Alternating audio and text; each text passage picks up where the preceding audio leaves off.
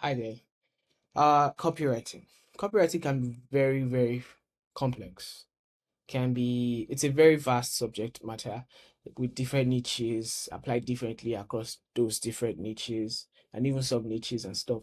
But like in this video, I'm going to the sole purpose of this video is to give you insight on how to write like how to copyright for email marketing, so to speak.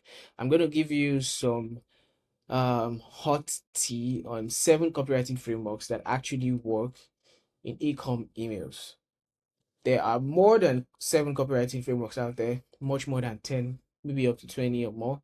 But these 7 are frameworks that we've used in the past and has helped us to generate about $5.8 million in extra revenue for e-commerce brands over the course of the last 3 years, right? So these are proven and battle tested frameworks that you can use in your emails if you're a brand owner, a marketer, or even if you're a new copywriter in the space, right? So without further ado, let's dive right into this. Before we dive right into the frameworks, so we need to first of all understand copywriting, right? If you already do, you can skip this part of the video. But basically, I want to give you insight on how I think about copywriting and how it ties into the tea that you'll be receiving towards the end of this email. Copywriting, in my own opinion, is a form of effective communication. And like every communication, every form of effective communication, there has to be some context, and then a certain technique that is being used to communicate, right? For it to sort of like get tied together and be effective, right? So I put this Venn diagram here for you to see how those tie in. So before we get into the actual frameworks, I want to share how, yeah, we already said this, because without understanding this idea of how copywriting works, all of these frameworks I'm about to show you might seem cool, but then at the end of the video, you'll be stuck with, okay, how do I actually implement this? In my own opinion, copywriting really boils down to understanding these two things. I already said this. Now I'm going down circles. Context, who you're talking to, where they are in their journey, and what matters to them. Technique, how you structure and deliver that message in a way that converts, or say, yeah, basically the structural makeup of the communication itself, the things you say. Now, let's break down context. When we say context, this essentially means getting clarity on the customer's identity, who you are speaking with. Are they a stranger? Like if it was like in a physical setting now, the context would be, oh, is this person a stranger? Or is this person a friend? Or is this person an acquaintance? Or is this person my teacher? Right? So the identity of the person you're speaking to is very crucial to how you say what you have to say, either in writing or um in words. So you need to get clarity on the customer's identity, their desires, their pain points, motivations, gender, demographics, psychographics. I also made this clear image depiction here for you to see. So basically the customer profile, right? And then you also want to get clarity on their location. In terms of, we're talking in terms of e-commerce, by the way, but I'm just using some other examples from other aspects of life too. So you also need to understand the customer's location, where they are currently in the buying journey. Are they in the top of funnel? Are they in the middle of the funnel? Are they in the bottom of the funnel? These details, they will guide you clearly on, like, about 90% of copywriting falls upon all of these things that I'm talking about in this video. So pay attention. So customer's identity and the customer's location. This makes up the context in which you'll be writing. And it's important to get this down. Without all of this, even the best copy can feel off because it's essentially not speaking a language that your customer understands. I hope that makes sense. Moving on, then we go into technique. Then comes technique. This is where the frameworks we'll be discussing here now come in. These are basically tools that you will use to deliver your message with clarity, persuasion, and structure. So now that you've got that mental model in your head, context first, then technique, let's move on to breaking down the 8 frameworks actually 7 frameworks I personally use for email copywriting, and has generated over $5.8 million in extra revenue from emails. First off, storytelling.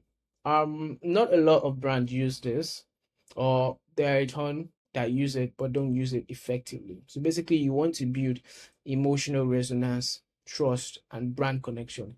In this type of framework, a lot of things are important. Things like personalization, calling out the name of the person you are writing to, also presenting yourself as a person that is talking to the real person. Things like writing your name. So instead of saying, "Oh, this email is coming from so so so and co," it's coming from Sophie at so.com, right? So this, it works best when it's personalized as fuck. Probably have to cut that out. But yeah, you want to build emotional resonance, trust, and brand connection.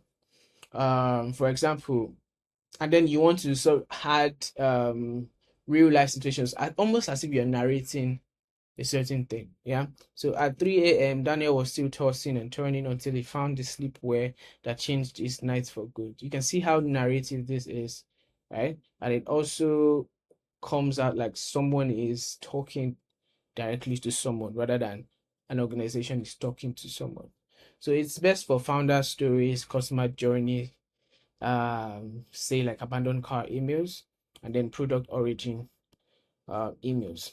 Moving on, the next framework we're talking about is the pass. This is very effective for your campaigns and sales. If you have sales campaigns, discount campaigns, going out, offers and whatnot, this email is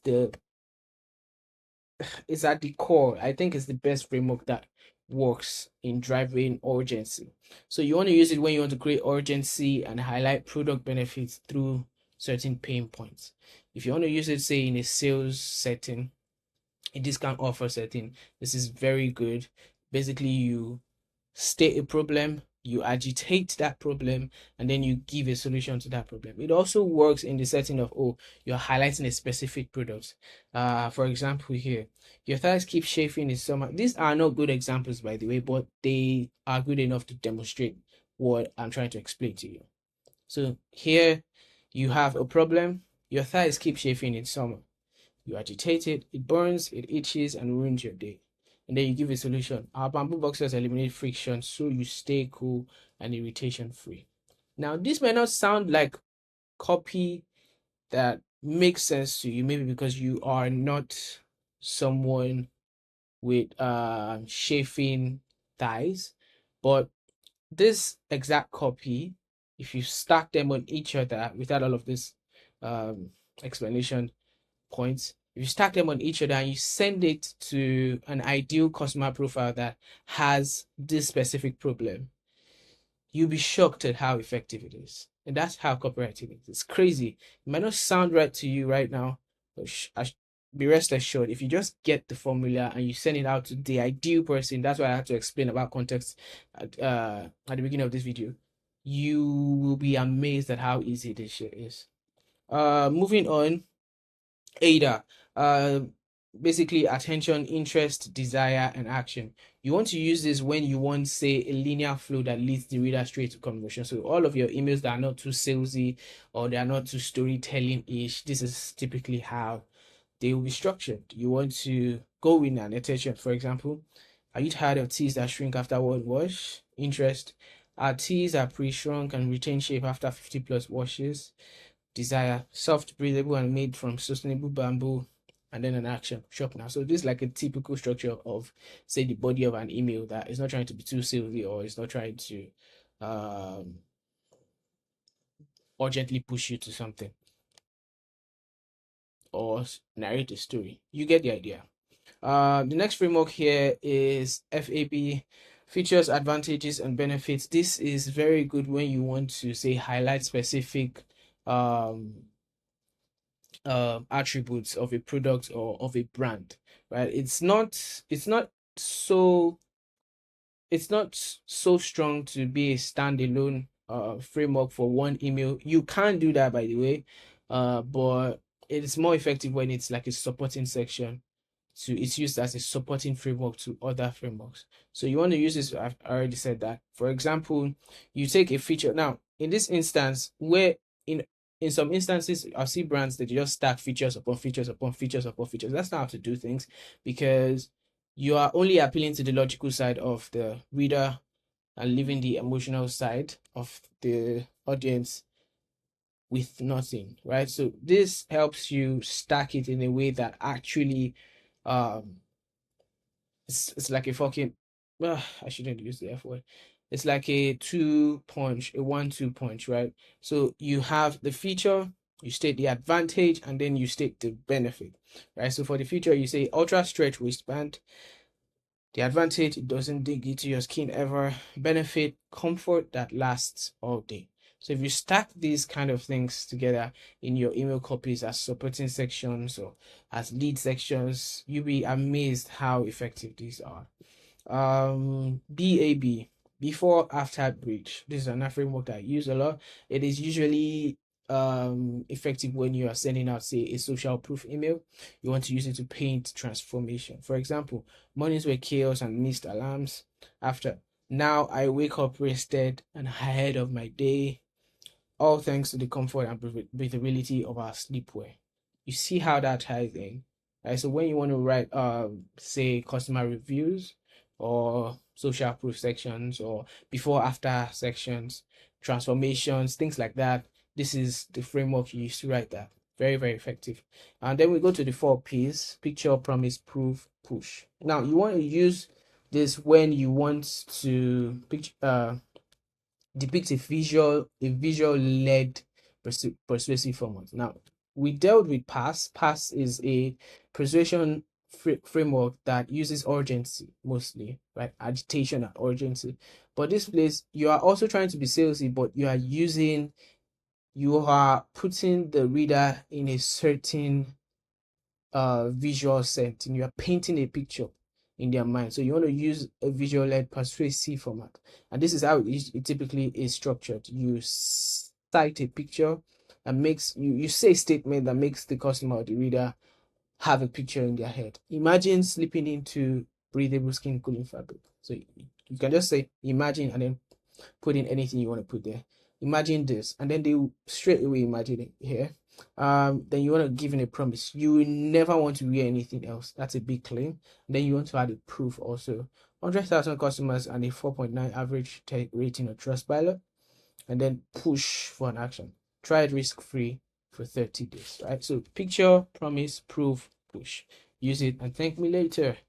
I think this is the final one. ACCA: awareness, comprehension, conviction, and action. You want to use this when you're nurturing new or particularly unfamiliar audiences, or when you're educating, say you are sending a campaign, education campaign or something, how to and stuff.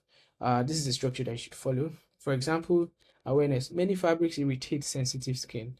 Comprehension: our bamboo blend is hypoallergenic and tested. You can see how they tie in. You give an awareness first. Many fabrics irritate, blah blah blah, and then you give comprehension. Let them comprehend it more. Our bamboo blend is hypoallergenic and tested, and you give conviction. 93% of customers report zero irritation, blah blah blah blah blah blah blah blah. And then you give an action. See why dermatologists recommend us. So it's a little bit subtle, but it works a ton, right? So I think this is the end. Yeah. So copywriting frameworks aren't there to restrict what's possible, right? Don't be restricted to the structures of this thing, and then you have to write every of your email with that painstaking structure. No, don't restrict what you can do. You need to be creative. Writing generally is a creative endeavor. So bringing in frameworks in copywriting is not necessarily to restrict what's possible. It just helps you keep in mind how to flow certain statements together in a way that you write compelling copy with clarity and intention every paragraph, right? So next time you're writing, think of how you can weave the right one or multiple frameworks for the goal of your email. You can weave three into oneself.